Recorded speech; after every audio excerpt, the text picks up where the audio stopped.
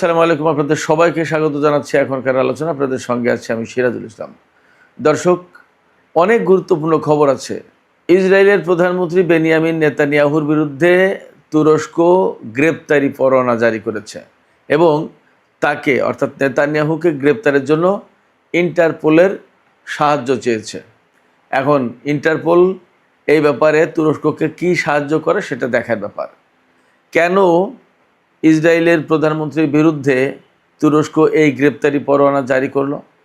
এপাশে ইসরায়েল তুরস্কের president Recep Tayyip এরদোগানকে ইহুদি বিরোধী ডিকটেটর বলে অভিহিত করেছে।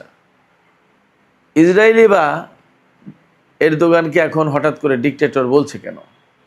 এদিকে ইসরায়েলের গোয়েন্দা সংস্থা সতর্ক করেছে যে তুরস্ক উন্নত মানের অফেন্সিভ এবং ডিফেন্সিভ সামরিক সরঞ্জামাদি এগুলো পাঠাচ্ছে সিরিয়ায়। এই সতর্কবার্তার আগে পরে ইসরায়েলের প্রধানমন্ত্রী বেনিয়ামিন নেতানিয়াহু মন্ত্রিসভার সদস্যদের সাথে জরুরি বৈঠক করেছে।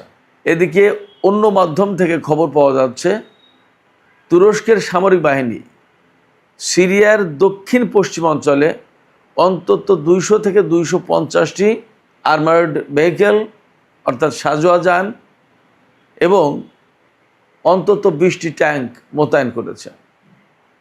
এই রকম একটা প্রেক্ষাপটে মনে হচ্ছে বা প্রশ্ন আসছে, তাহলে কি ইসরায়েল এবং তুরস্কের মধ্যে সংঘাত কি আসন্ন?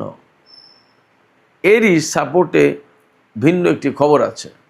এদিকে মার্কিন গোয়েন্দা সংস্থা FBI বলেছে, ইরানের উপর যদি আমেরিকা নতুন করে হামলা চালায় তাহলে ইরান আমেরিকার ক্যালিফোর্নিয়া স্টেটে ড্রোন হামলা চালাতে পারে এবং এই হামলার কাজে ক্যালিফোর্নিয়ার উপকূলে অজ্ঞাত নৌযানকে লঞ্চ প্যাড হিসেবে ব্যবহার করবে। ইরানের পক্ষ থেকে আরেকটি চমৎকার খবর আছে, সেটি হচ্ছে মার্কিন সরকার যদি ইরান বিরোধী চরম নিষেধাজ্ঞার দিকে যায় এবং এই নিষেধাজ্ঞা যদি কোনো দেশ বাস্তবায়ন করার উদ্যোগ নেয় তাহলে সেই দেশের জাহাজ হরমুজ প্রণালীতে নিষিদ্ধ হবে, সেই দেশের জাহাজ হরমুজ প্রণালী দিয়ে চলাচল করতে পারবে না। ইরানের পক্ষ থেকে পরিষ্কার ঘোষণা দেওয়া হয়েছে। সুপ্রিয় দর্শক, এই যে বিষয়গুলো বললাম, এই বিষয়গুলো এবং আরও প্রাসঙ্গিক কিছু বিষয় নিয়ে আজকের ভিডিওতে বিস্তারিত কথা বলার চেষ্টা করব। আশা করি আপনারা সবাই শেষ পর্যন্ত সঙ্গে থাকবেন, আর ভিডিও ভালো লাগলে লাইক কমেন্ট শেয়ার করবেন এবং চ্যানেলটি সাবস্ক্রাইব করে সাথেই থাকবেন। দর্শক, চলুন বিস্তারিত আলোচনা করি। একেবারে ছোট ছোট কাটা করে মূল আলোচনাগুলো করব, ভিডিও খুব লম্বা করব না আশা করি। প্রথম আলোচনা হচ্ছে তুরস্কের পক্ষ থেকে ইসরায়েলের প্রধানমন্ত্রী বেনিয়ামিন নেতানিয়াহুর বিরুদ্ধে গ্রেপ্তারি পরোয়ানা জারি করা হয়েছে। এই পরোয়ানা জারি করেছে ইস্তাম্বুলের একটি আদালত। কারণ হচ্ছে গত মে মাসে ফ্লোটিলা সুমুদ গাজার উদ্দেশ্যে রওনা হয়েছিল, আপনাদের নিশ্চয়ই মনে আছে। সেই ফ্লোটিলায় হামলা চালিয়েছিল ইসরায়েলের সামরিক বাহিনী, বিশেষ করে নৌবাহিনী, এবং সেখানে ব্যাপক অত্যাচার নিপীড়ন করেছিল। 1-2জন মারা গিয়েছিল হয়তো, বা যদি মারা নাও যায় তাহলেও প্রচণ্ড রকমের নির্যাতনের শিকার হয়েছিল ওই ফ্লোটিলায় অংশ নেওয়া বিভিন্ন দেশের লোকজন। এমনকি নারীদেরকে ধর্ষণ পর্যন্ত করা হয়েছিল বলে অভিযোগ উঠেছিল। এই প্রেক্ষাপটে তুরস্কের আদালতে মামলা করা হয় এবং সেই মামলার একটা গুরুত্বপূর্ণ আইনি পর্যায়ে এসেছে। এই পর্যায়ে নেতানিয়াহু এবং আরও বেশ কিছু মানুষের বিরুদ্ধে, মোট সম্ভবত 36 জন এই মামলার আসামি, তাদের বিরুদ্ধে গ্রেপ্তারি পরোয়ানা জারি করা হয়েছে এবং এই পরোয়ানা যাতে কার্যকর করা যায় সেই জন্য ইন্টারপোলের সাহায্য চাওয়া হয়েছে। এখন প্রশ্ন হচ্ছে, ইন্টারপোল সাহায্য করতে পারবে কিনা? ইন্টারপোল তথ্য দিয়ে সাহায্য করতে পারে। আর সবচেয়ে বড় কথা হচ্ছে, ধর্ম, বর্ণ, বিদ্বেষ, রাজনৈতিক নেতা, এই রকম প্রেক্ষাপটে সম্ভবত তারা এই রকমের আহ্বানে সাড়া দেয় না বা দেবে না। আর সবচেয়ে বড় কথা, আন্তর্জাতিক অঙ্গনে এখনও যেহেতু ইসরায়েল এবং আমেরিকার প্রভাব রয়েছে, সেক্ষেত্রে ইন্টারপোল কতদূর সাড়া দেবে সেটা দেখার ব্যাপার। ইন্টারপোল অবশ্যই পশ্চিমা প্রভাবিত একটি পুলিশ সংস্থা। ইন্টারপোলের রেড নোটিশ জারি করার পর তুরস্কের প্রেসিডেন্ট রজব তাইয়িপ এরদোগানকে ইসরায়েলি সরকার ইহুদি বিরোধী ডিকটেটর বা স্বৈর শাসক হিসেবে মন্তব্য করেছে। বাস্তব কথা হচ্ছে এই মুহূর্তে ইসরায়েল এবং তুরস্কের ভেতরে খানিকটা টানাপোড়েন সৃষ্টি হয়েছে। বিশেষ করে গত ৩-৪ দিন আগে সিরিয়ায় যে তুর্কি অবস্থানে হামলা চালিয়েছে ইসরায়েল, সেই হামলার পর এই টানাপোড়েনটা তৈরি হয়েছে। আমরা সবাই জানি এর আগে তুরস্কের সাথে ইসরায়েলের এবং ইসরায়েলের সাথে তুরস্কের যথেষ্টই ভালো সম্পর্ক ছিল, বাণিজ্যিক কূটনৈতিক বিভিন্ন রকমের সম্পর্ক ছিল। এমনকি ইসরায়েলের প্রেসিডেন্ট তুর্কি পার্লামেন্টে বক্তব্য পর্যন্ত দিয়েছে এই এরদোগানের আমলেই। তারপরেও মাঝে মাঝেই দুই দেশের সম্পর্ক খারাপ হয়ে যায় এবং এই সম্পর্ক খারাপ করার ক্ষেত্রে সবচেয়ে নেতিবাচক ভূমিকা পালন করেছে নেতানিয়াহু, যার কারণে তুরস্ক হয়তো আজকে আত্মসম্মান বাঁচানোর জন্য এইরকম একটা পর্যায়ে যেতে বাধ্য হচ্ছে। বিশেষ করে সিরিয়ায় তারা তুরস্ক যে বিমান ঘাঁটি পুনর্নির্মাণের কাজ করছিল, সেই জায়গায় ইসরায়েল হামলা চালিয়েছে। ওটা তুরস্কের সার্বভৌমত্বের উপরেই হামলা চালানোর মতো। সেই জায়গায় এখনও তুরস্ক সামরিকভাবে কিন্তু ইসরায়েলের বিরুদ্ধে কোনো জবাব দেয়নি। বাট দুই দেশের পক্ষে অর্থাৎ ইসরায়েল এবং তুরস্কের ভেতরে, দুই দেশের ভেতরে বা দুই পক্ষের ভেতরে একটা চরম উত্তেজনা কাজ করছে এবং ক্রমেই এই উত্তেজনা বেড়ে চলেছে। এইরকম একটা প্রেক্ষাপটে তুরস্ক এবং ইসরায়েলের ভেতরে যে টানাপোড়েন সৃষ্টি হয়েছে, এই অবস্থায় এক পক্ষ আর এক পক্ষকে নানা ধরনের বক্তব্য দিচ্ছে, ঘায়েল করছে, কথা বলছে ইত্যাদি ইত্যাদি। তবে এরই মধ্যে মনে হচ্ছে যে উত্তেজনাটা বেশ মারাত্মক আকার ধারণ করেছে। তার কারণ হচ্ছে ইসরায়েলের গোয়েন্দা সংস্থাগুলো সতর্ক করে বলছে যে তুরস্ক সিরিয়ার দক্ষিণ পশ্চিমাঞ্চলে অর্থাৎ সেই প্রায় গোলান, কুনেত্রা, দারা এই সমস্ত এলাকায় অর্থাৎ দামেস্ক ছাড়িয়ে সামনে, রাজধানী দামেস্ক ছাড়িয়ে আরও সামনে গেলে ইসরায়েলি সীমান্তের দিকে বলা যায় যে সাজোয়া যান, আর্মার্ড ভেহিকেল এবং ট্যাঙ্ক মোতায়েন করেছে। বলা হচ্ছে 200 থেকে 250 আর্মার্ড ভেহিকেল এবং অন্তত 20টি ট্যাঙ্ক মোতায়েন করেছে। ইসরায়েলি গোয়েন্দা সংস্থার দাবি এটা। আরও বিভিন্ন খবর থেকে, বিশেষ করে ইসরায়েলি গণমাধ্যম থেকে বলা হচ্ছে যে তেল আবিব নেটো জোটের আর্টিকেল 5টা বিশেষভাবে বিশ্লেষণ করে দেখছে। এর মূল কারণ হচ্ছে যে সাম্প্রতিক যে উত্তেজনা বা যে টানাপোড়েন সৃষ্টি হয়েছে, এই টানাপোড়েন থেকে যদি সামরিক সংঘাতের দিকে যায় তাহলে কি পরিস্থিতি দাঁড়াবে। কারণ তুরস্ক হচ্ছে নেটো জোটের সদস্য। এখন নেটো জোটের সদস্য দেশের উপর হামলা চালালে তাহলে তো নেটো জোট আসতে বাধ্য, ইসরায়েলের বিরুদ্ধে যুদ্ধ করবে। কিন্তু সেই প্রেক্ষাপটটা কীরকম হবে? এবং নেটো জোটের অন্য সদস্যদের সবার সাথে তো ইসরায়েলের সম্পর্ক খুব ভালো। এটা তো বেসিক্যালি পশ্চিমা জোট। তো যাতে নেটো জোট বিব্রত না হয় সেই জন্য ইসরায়েল বুদ্ধি করছে যে তুরস্ক যখন সিরিয়ায় অবস্থান করছে বা সাইপ্রাসে অর্থাৎ তুরস্কের ভূখণ্ডের বাইরে যখন অবস্থান করছে, তখন ওটা রাষ্ট্র হিসেবে তুরস্কের উপরে হামলা না, সেইভাবেই গণ্য করা হবে। এবং হয় সিরিয়ায় অথবা উত্তর সাইপ্রাসে তুর্কি অবস্থানে বড় রকমের হামলা করতে পারে ইসরায়েল। এটা ইসরায়েলের হায়ুম পত্রিকার খবর।